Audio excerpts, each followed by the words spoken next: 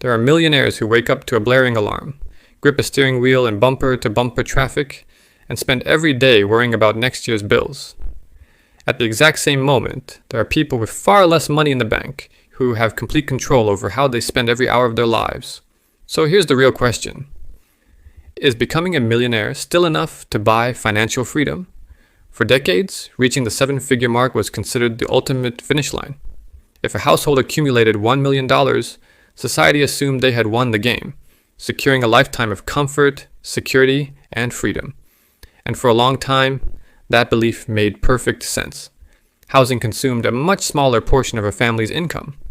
College tuition was dramatically cheaper. Healthcare costs were far lower. Everyday living expenses left plenty of room to save, invest, and build wealth over time. But relying on $1 million to automatically deliver that same lifestyle today is a risky assumption, because the rules have changed. Money faces an invisible enemy. Every single year, inflation quietly erodes purchasing power, reducing what your dollars can actually buy. The number in your bank account may never change, but the quality of life those dollars can purchase steadily declines. This is exactly why leaving large amounts of cash sitting in a traditional savings account can be mathematically dangerous. While your money stands still, the cost of living continues moving higher. Every month your cash remains idle. Inflation quietly pushes financial independence a little farther away. So, what does financial independence actually require? Retirement planners often rely on a historical guideline known as the 4% rule. It estimates how much money you can withdraw from an investment portfolio each year, while giving it a reasonable chance of lasting for decades.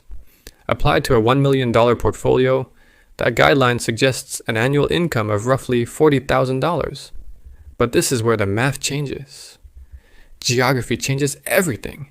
In some towns, $40,000 can support a comfortable lifestyle. In a major city, it may barely cover rent. Financial independence isn't determined by a single number. It's determined by the mathematical relationship between your local cost of living and the income your investments generate. And that leads to one of the biggest psychological traps in personal finance. Some professionals earn more money every single year, yet somehow they feel less financially secure than when they first started. They're running faster, only to remain in exactly the same place. Psychologists call this hedonic adaptation, also known as lifestyle inflation. Every increase in income slowly raises expectations. A slightly larger home, a nicer car, private schools, luxury vacations.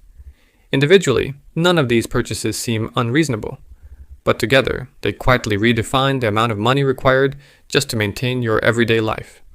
When your lifestyle demands more cash than your investments can produce, even a high salary can't create freedom, because at that point, you don't own your lifestyle owns you.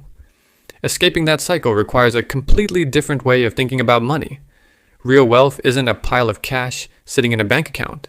It's a system, a machine designed to produce income long after the work has already been done. Idle cash slowly loses value. But businesses, index funds, and rental properties are productive assets.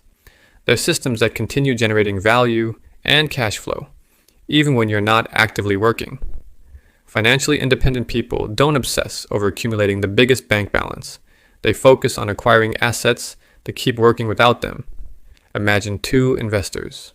One spends $100,000 each year to support their lifestyle. The other spends only $40,000. The investor with lower annual expenses reaches financial independence first, even if they earn a lower salary. Because financial freedom has never been about earning the most. It's about needing the least. That's why there is no universal number for freedom. The target moves entirely according to your spending habits, your discipline, and your definition of enough.